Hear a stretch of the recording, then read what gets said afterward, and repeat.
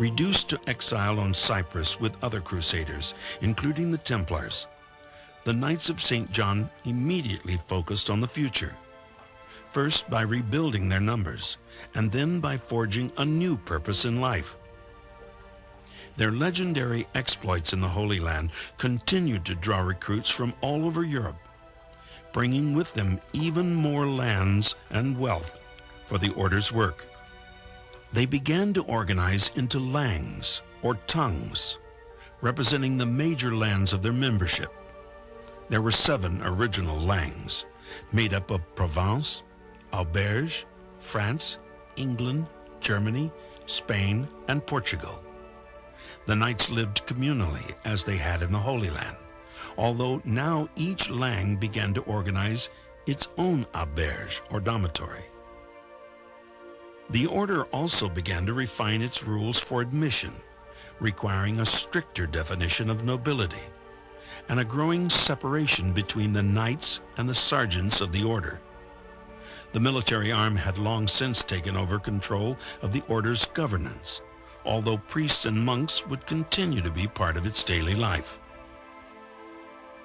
It had been traditional in the Holy Land and throughout Europe for many members to enter as comforters, men and women of all levels of nobility who made a solemn promise to support the order and uphold the faith. But that was a far cry from what awaited the novice intending to make the order a permanent home. Novice knights were reminded of the order's vows of chastity, poverty, and obedience, and cautioned in the order's ritual of induction not to be led astray by the impression of wealth. If you see us as well-clothed and riding on great chargers and having everything for our comfort, then you were misled. For when you would desire to eat, it will be necessary for you to fast. And when you would wish to fast, you will have to eat. And when you would desire to sleep, it will be necessary for you to keep watch. And when you wish to stand on watch, it would be necessary for you to sleep. And you will be sent here and there into places that will not please you, and you will have to go there. It will be necessary for you to endure other hardships in the order more than I can describe to you. Are you willing to suffer these things? In addition to this promise, the professed knight made still another, far more somber one: to die, if need be, for the sake of the order and the faith it served, and in which case, to be assured a seat in heaven.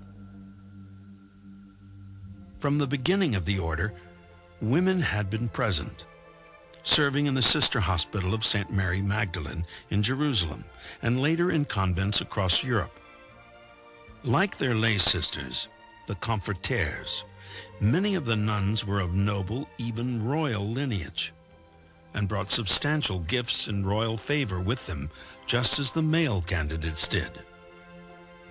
This influx of income helped replace the resources lost in the Holy Land, but it did not address the most pressing problem facing the Knights of St. John. What to do now? The Knights needed a new focus, both to channel the energies of their new recruits and to ensure that they did not fall under the same shadow that was about to overwhelm their rivals, the Templars. Since arriving on Cyprus, the order had begun to develop its sea legs. Hospitaller galleys had ferried thousands of pilgrims to the Holy Land, so ships were in their blood. Chance now offered the Knights of St. John the opportunity to make the sea their new battleground. Encouraged by the now nearly extinct Byzantine Empire, the Knights set their sights on the strategic jewel of Rhodes. Sitting only 9 miles from the coast of Turkey, Rhodes was a perfect place from which they could continue their battle against the Muslims by wreaking havoc upon the Turkish fleets that prowled the Aegean and Mediterranean Sea as their empire sought to expand. With its control of the shipping lanes, Rhodes was a perfect site, fertile and lush, with excellent harbors. It was also at that time in the hands of both the Genoese, a seafaring people from northwestern Italy who some held to be pirates, and the Muslim Turks. The knights arrived on Rhodes in 1306 and began their efforts to take control of the island. It was propitious timing, for the next year, the King of France, driven by jealousy, revenge, and greed, began his systematic destruction of the Knights Templar. The Hospitallers accepted a number of fleeing Templars and their nuns, and inherited some of their wealth. By 1310, the Knights were fully in command of the island of Rhodes, and for the first time, completely autonomous, safely outside the reach of greedy princes, and strategically placed in the Mediterranean to become a key defender of Christian Europe. Rhodes was now the sole heir of Crusader Jerusalem. Unfortunately, most of Rhodes was in ruin. Their first task was to fortify the little island, something the Hospitallers knew how to do very well. Their work would even rebuild the city of Rhodes itself.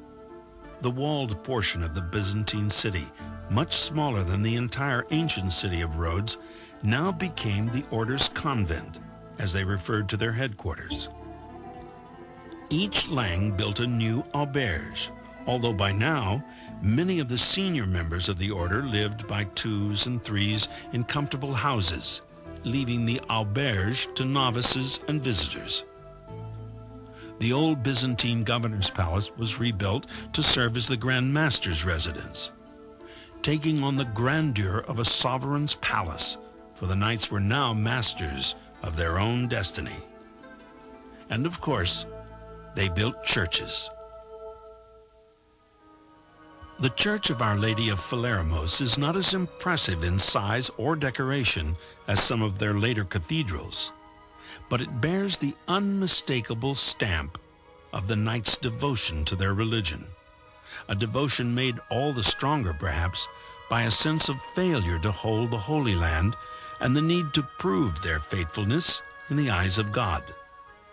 They would have ample opportunity to do so on Rhodes.